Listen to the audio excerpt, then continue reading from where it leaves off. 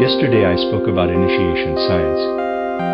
Today I shall describe some aspects of what nowadays gives expression to initiation science. A profound breach now runs through the whole of civilization, a breach which brings much chaos to the world, and which people who are fully aware cannot but experience with a sense of tragedy. One expression of this breach is the fact that human beings, when considering human dignity and their worth as human beings, can no longer find any connection with a world to which they look up. That world which gives the human soul religious feelings, both profound and uplifting, namely the world of moral values.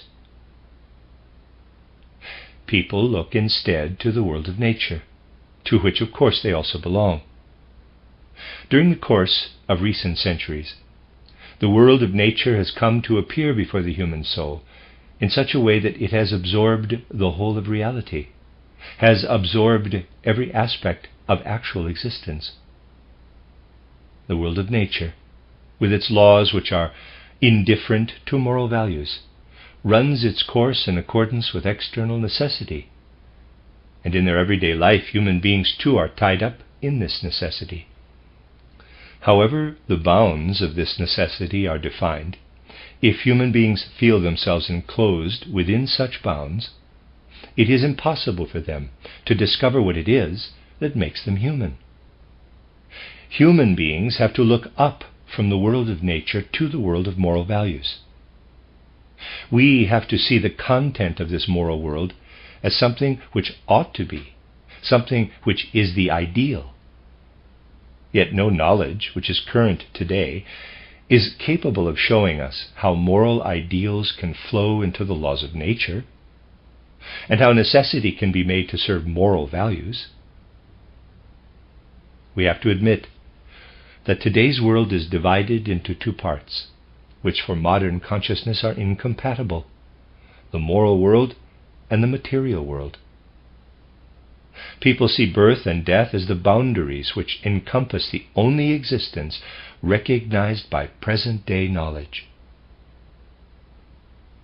On the other hand, they have to look up to a world which lies above birth and death, a world which is eternally meaningful, unlike the endlessly changing material world.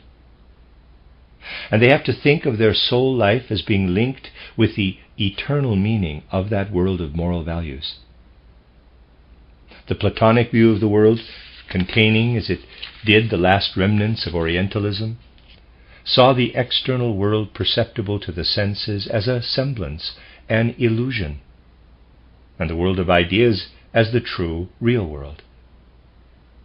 But for modern human beings, if they remain within the confines of present-day consciousness, this Platonic worldview has no answers. But now, initiation science wants to enter once again into human civilization and show us that behind the world, perceived by our senses, there stands a spiritual world, a mighty world, powerful and real, a world of moral values to which we may turn. It is the task of initiation science to take away from natural existence the absolute reality it assumes for itself, and to give reality back once more to the world of moral values. It can only do so by using means of expression different from those given by today's language, today's world of ideas and concepts. The language of initiation science still seems strange, even illusory, to people today, because they have no inkling that real forces stand behind the expressions used, nor that whatever kind of speech is used, whether ordinary everyday speech or speech formation, language cannot give full and adequate expression to what is seen and perceived. What, after all, do the words, in quotes, human being signify, when only the speech sounds are considered, compared with the abundant richness of spirit, soul, and body of an actual human being standing before us? In just such a way, in initiation science, a spiritual world, behind the world of the senses, living in the world of moral values, storms and flows, working in manifold ways. This initiation science has to select all manner of ways of expressing what, despite everything, will be far richer in its manifestation than any possible means of expression. Today I should like to speak about certain expressions of this kind with regard to man's immediate existence, expressions which have been discussed here in one connection or another over the last few days, and which are well known to those of you who have concerned yourselves over a period of time with anthroposophical spiritual science. It is both right and wrong to say that the true being of man is beyond understanding. It is right in a certain sense, but not in the sense frequently meant nowadays. Yet, the true being of man is indeed revealed to initiation science in a way that defies direct definitions, descriptions, or explanations. To make use of a comparison, I might say that defining the being of man is like trying to draw a picture of the fulcrum of a beam. It cannot be drawn. You can draw the left hand and the right hand portions of the beam, but not the fulcrum upon which it turns. The fulcrum is the point at which the right hand and the left hand portions of the beam begin. In a similar way, the profoundest element of the human being cannot be encompassed by adequate concepts and ideas. But it can be grasped by endeavoring to look at deviations from the true human being. The being of man represents the state of balance, poised between deviations that constantly want to go off in opposite directions. Human beings throughout their life are permanently beset by two dangers: deviation in one of two directions, the Luciferic or the Ahrimanic. In ordinary life, our state of balance is maintained because only a part of our total, our full being, is harnessed to our bodily form, and because it is not we who hold this bodily form in a state of balance within the world as a whole, but spiritual beings who stand behind us. Thus, in ordinary consciousness, we are on the whole unaware of the two dangers which can cause us to deviate from our state of balance toward one side or the other, toward the Luciferic or the Ahrimanic side. This is what is characteristic of initiation science. When we begin to comprehend the world in its true nature, we feel as though we were standing on a high rock, with one abyss on our right and another on our left. The abyss is ever present, but in ordinary life we do not see this abyss, or rather these two abysses. To learn to know ourselves fully, we have to perceive these abysses, or at least we have to learn about them. We are drawn in one direction toward Lucifer, and in the other toward Ahriman. And the Ahrimanic and the Luciferic aspects can be characterized in relation to the body, the soul, and the spirit. Let us start from the point of view of man's physical being. This physical being, which the senses perceive as a unit, is in fact only seemingly so. Actually, we are forever in tension between the forces which make us young and those which make us old, between the forces of birth and the forces of death. Not for a single moment throughout our life is only one of these forces present. Always both are there. When we are small, perhaps tiny children, the youthful Luciferic forces predominate. But even then, deep down, are the aging forces, the forces which eventually lead to the sclerosis of our body and in the end to death. It is necessary for both kinds of force to exist in the human body. through the Luciferic forces, there is always a possibility of inclining toward, let us say, the phosphoric side, toward warmth.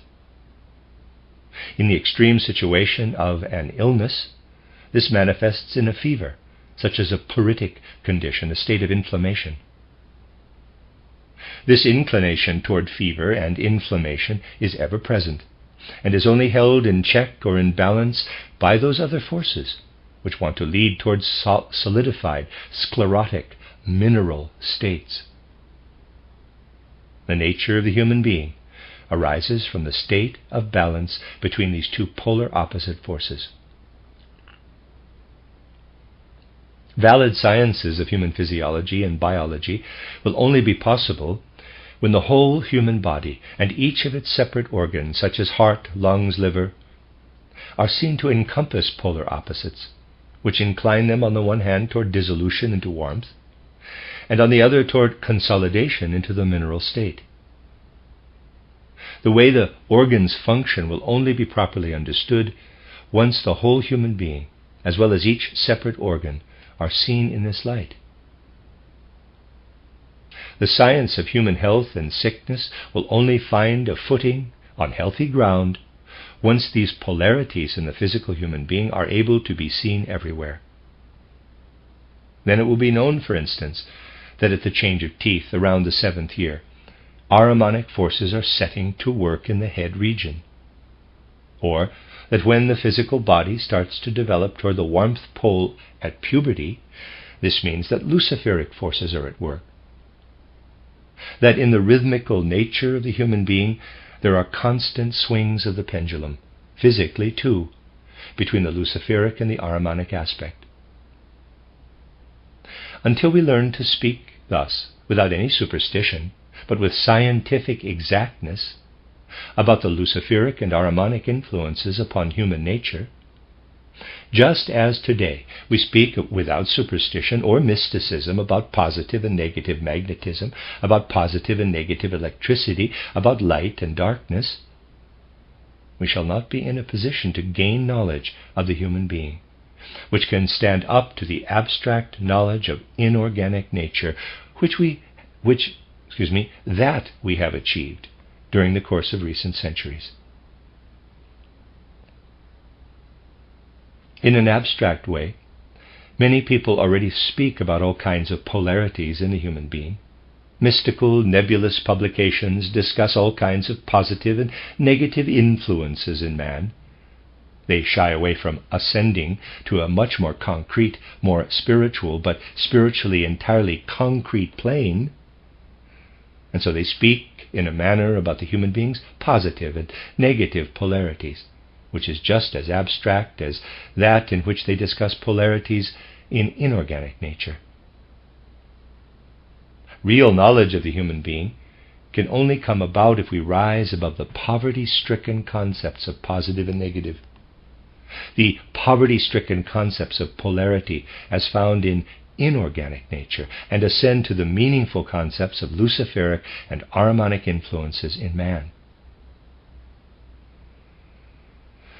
Turning now to the soul element, in a higher sense the second element of man's being, we find the Ahrimanic influence at work in everything that drives the soul toward purely intellectual, rigid laws.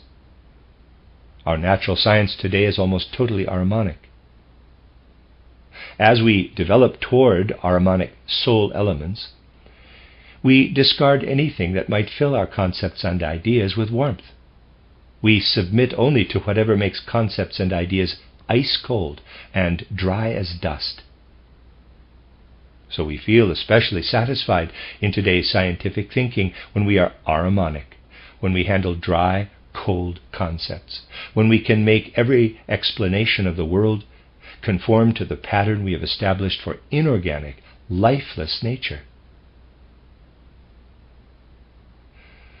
Also, when we imbue our soul with moral issues, the Ahrimanic influence is found in everything that tends toward what is pedantic, stiff, Philistine on the one hand, but also in what tends toward freedom, toward independence, toward everything that strives to extract the fruits of material existence from this material existence.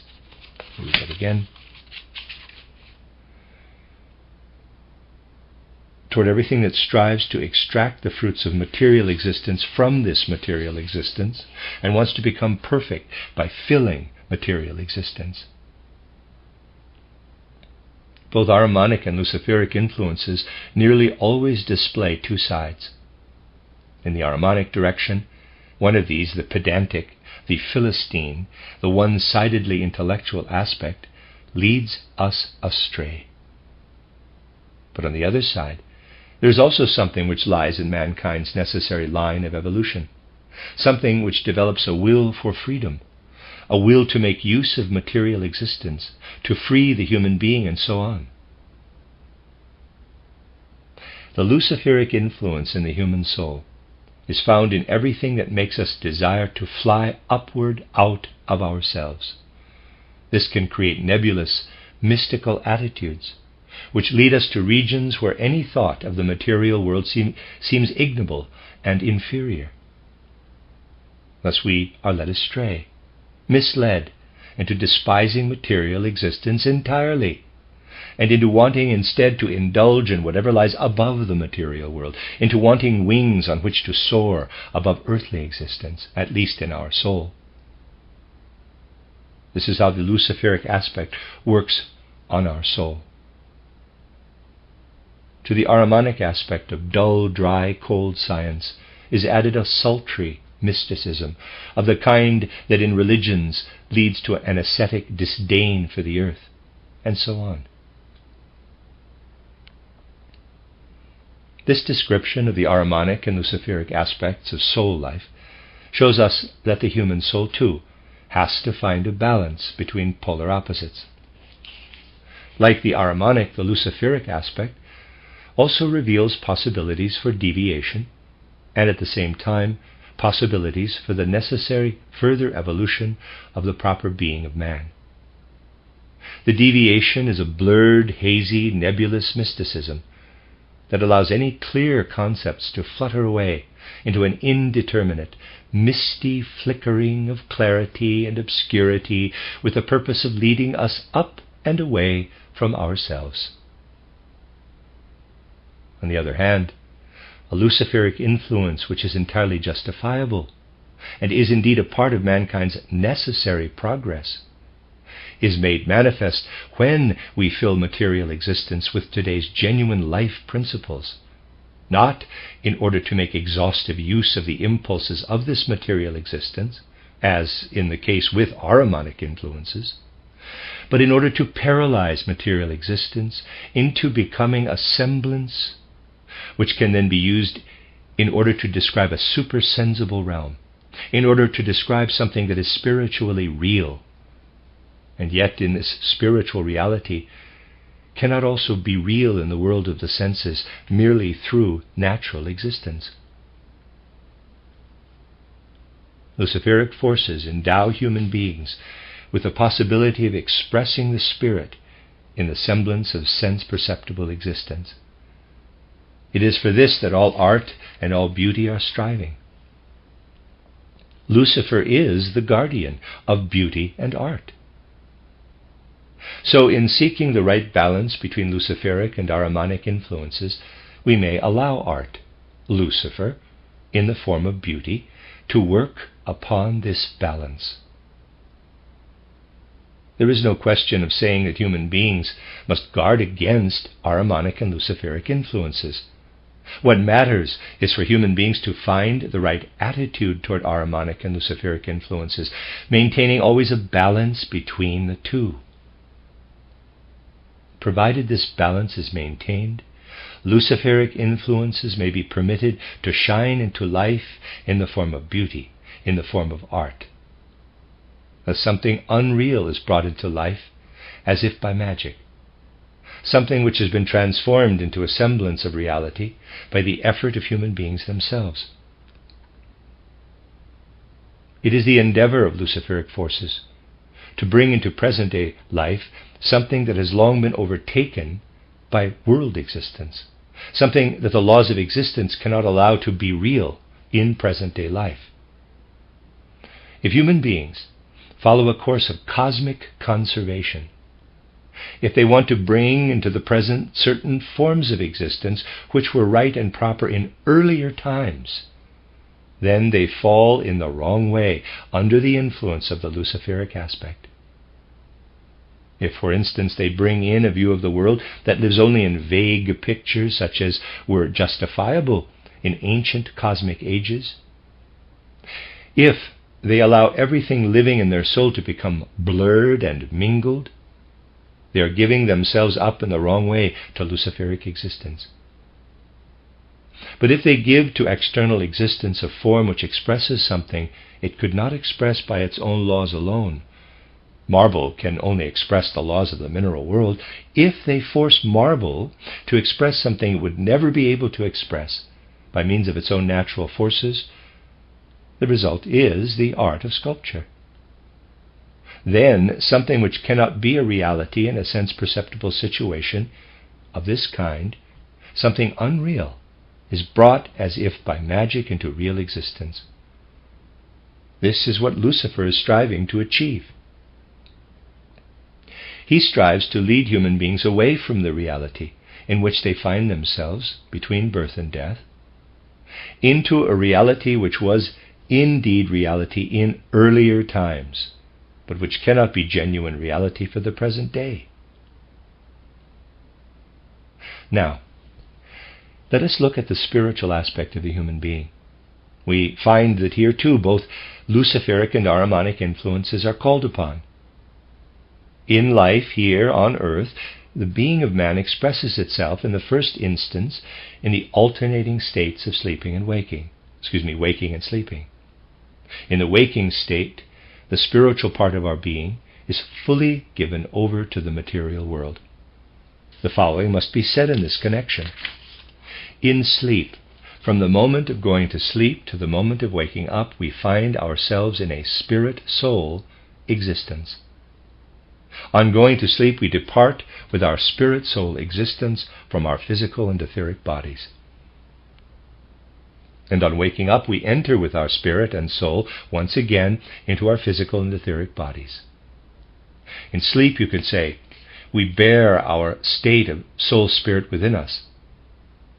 But on waking up, we keep back our soul state almost entirely in the form of our soul life.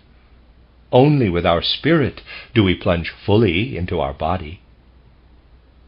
So in the waking state, in the present phase of human evolution, we become, with our spirit, entirely body.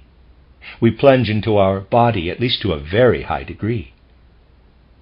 From the existence of our sleeping state, we fall into that of our waking state. We are carried over from one state to the other. This is brought about by forces which we have to count among the Ahrimanic forces. Looking at the spiritual aspect of the human being, that is, at the alternation between waking and sleeping, which is what reveals our spiritual aspect in physical earthly existence, we find that in waking up, the Ahrimanic element is most at work, while falling asleep is brought about chiefly by the Luciferic element. From being entirely enveloped in our physical body, we are carried across into the free soul-spirit state. We are carried over into a state in which we no longer think in Ahrimanic concepts, but solely in pictures which dissolve sharp Ahrimanic conceptual contours, allowing everything to interweave and become blurred. We are placed in a state in which to interweave in pictures is normal. In brief, we can say, the Ahrimanic element carries us quite properly from the sleeping to the waking state, and the Luciferic element carries us equally properly from the waking state into the sleeping state. Deviations occur when too little of the Luciferic impulse is carried over into the waking state, making the Ahrimanic impulse stronger than it should be in the waking state. If this happens, the Ahrimanic impulse presses the human being down too strongly into his physical body, preventing him from remaining in the realm of the soul's sentiments of good and evil, the realm of moral impulses. He is pushed down into the realm of emotions and passions. He is submerged in the life of animal instinct. His ego is made to enter too thoroughly into the bodily aspect. Conversely, when the Luciferic impulse works in an unjustified way in the human being, it means that he carries too much of his waking life into his sleeping life. Dreams rise up in sleep which are too reminiscent of waking life. These work back into waking life and push it into an unhealthy kind of mysticism. So you see, in every aspect of life, a state of balance must be brought about in the human being by the two polarities, by the Luciferic and the Ahrimanic elements. Yet deviations can occur. As I have said, a proper physiology of the body, with a proper knowledge of health and sickness, will only be possible when we have learned to find this polarity in every aspect of bodily life. Similarly, a valid psychology will only be possible when we are in a position to discover this polarity in the soul. Nowadays, in the sciences that are regarded as psychology, the science of the soul, all kinds of chaotic things are said about thinking, feeling, and willing. In the life of the soul, thinking, feeling, and willing also flow into one another. However pure our thoughts may be, as we link them together and take them apart, we are using our will in our thoughts. And even in movements which are purely instinctive, our thought impulses work into our will activity. Thinking, feeling, and willing are nowhere separate in our soul life. Everywhere they work into one another. If, as is the custom today, they are separated out, this is merely an abstract separation. To speak of thinking, feeling, and willing is then merely to speak of three abstractions. Certainly we can distinguish between what we call thinking, feeling, and willing, and as abstract concepts they may help us to build up our knowledge of what each one is. But this by no means gives us a true picture of reality. We gain a true picture of reality only if we see feeling and willing in every thought, thinking and willing in every feeling, and thinking and feeling in every act of will. In order to see, in place of that abstract thinking, feeling, and willing, our concrete living and surging soul life, we must also picture to ourselves how our soul life is deflected to one polarity or the other. For instance, how it is deflected to the Ahrimanic polarity and there lives in thoughts.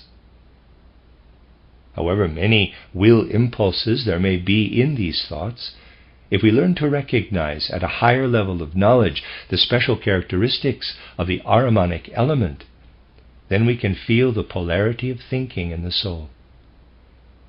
And if we see the soul deflected in the other direction, toward the will, then, however much thought content there may be in this will activity, if we have grasped the Luciferic nature of the will, we shall have understood the living nature of the will in our soul life. All abstractions, concepts, ideas in us must be transformed into living vision. This we will not achieve unless we resolve to ascend to a view of the Luciferic and the Ahrimanic elements.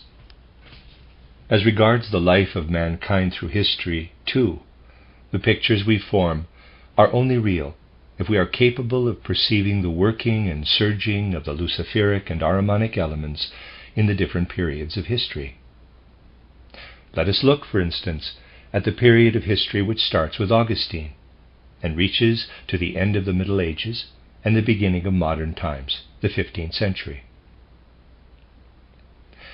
Let us look at this period and see how, in external life, people preferred to allow impulses to work which came from their deepest inner being, out of their emotional life. Let us see how people during this period wanted to shape even the external life of society and the state in accordance with what they believed they could discern of the divine impulses within themselves. We feel quite clearly that the Luciferic impulse was at work in this period of history. Now, go to more recent times and see how people turn and look outward toward the mechanical and physical aspects of the world, which can only be adequately comprehended in the right way by thinking and by contact with the external world. It is obvious that the Ahrimanic element is at work in this period. Yet this must not tempt us to declare the period from Augustine to Galileo to be Luciferic, and the period from Galileo to the present time to be Ahrimanic. This would in turn be an Ahrimanic judgment, an intellectualistic interpretation. If we want to make the transition from an intellectualistic to a living interpretation, to a recognition of life as an experience in which we share, of which we are a part, then we shall have to express ourselves differently. We shall have to say, during the period from Augustine to Galileo, human beings had to resist the Luciferic element in their striving for balance. And, in more recent times, human beings have to resist the Ahrimanic element in their striving for balance. We must understand ever more clearly that in our civilization, as it progresses, it is not a matter of whether we say one thing or another. What matters is being able to decide in a given situation whether one thing or another can be said. However true it may be to say in an abstract way that the Middle Ages were Luciferic and more recent times Ahrimanic, what matters is that this abstract truth bears no real impulse. The real impulse comes into play when we say in the Middle Ages human beings maintained their uprightness by combating the Luciferic element. In modern times they maintain their uprightness by combating the Ahrimanic element. In an external abstract sense, something that is in reality no more than an empty phrase can be perfectly true. But as regards the particular situation of human existence in question, a thing that is real in our life of ideas can only be something that is actually inwardly present. What people today must avoid more than anything else is to fall into empty phrases. Again and again we come across situations in which people who believe themselves to be standing in anthroposophical life say, "So-and-so said something which was in perfect agreement with anthroposophy." We are not concerned with an outward agreement in words alone.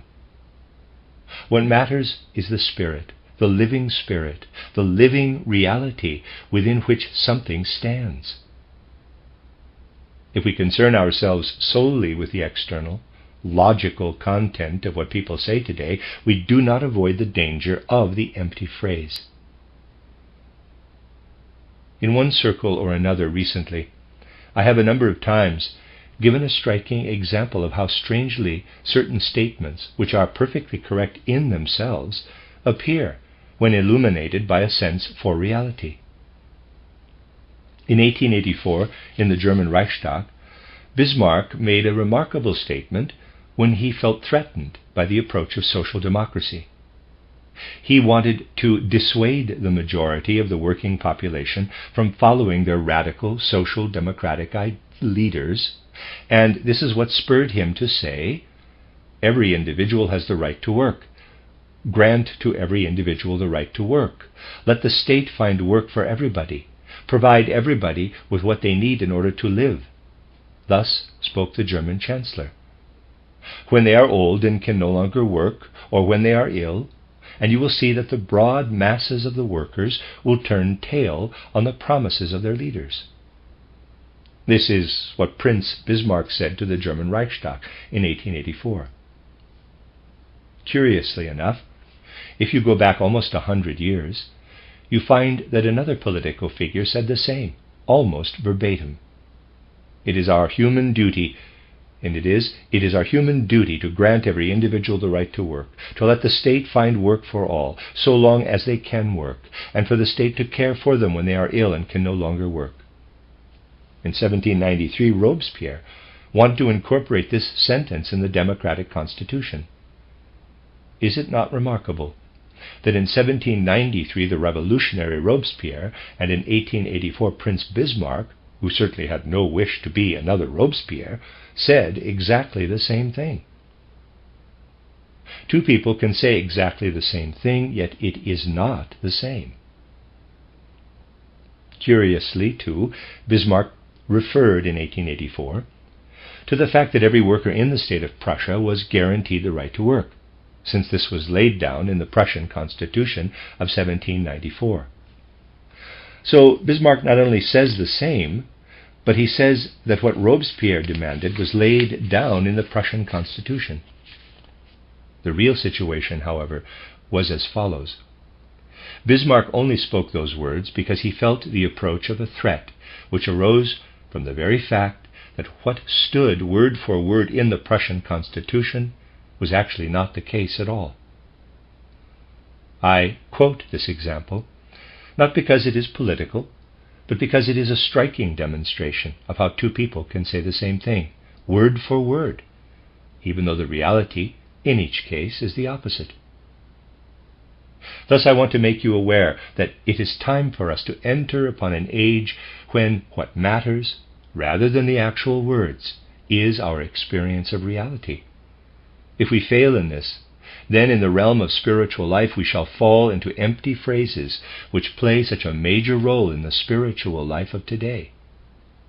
And this transition from mere correctness of content to truth livingly experienced is to be brought about through the entry of initiation science into human civilization, initiation science which progresses from mere logical content to the experience of the spiritual world. Those who view correctly the external symptoms of historical development in the present and on into the near future will succeed out of these symptoms in achieving a feeling, a sense for the justified and necessary entry of initiation science into world civilization. This is what I wanted to place before your souls today, by way of a New Year's contemplation.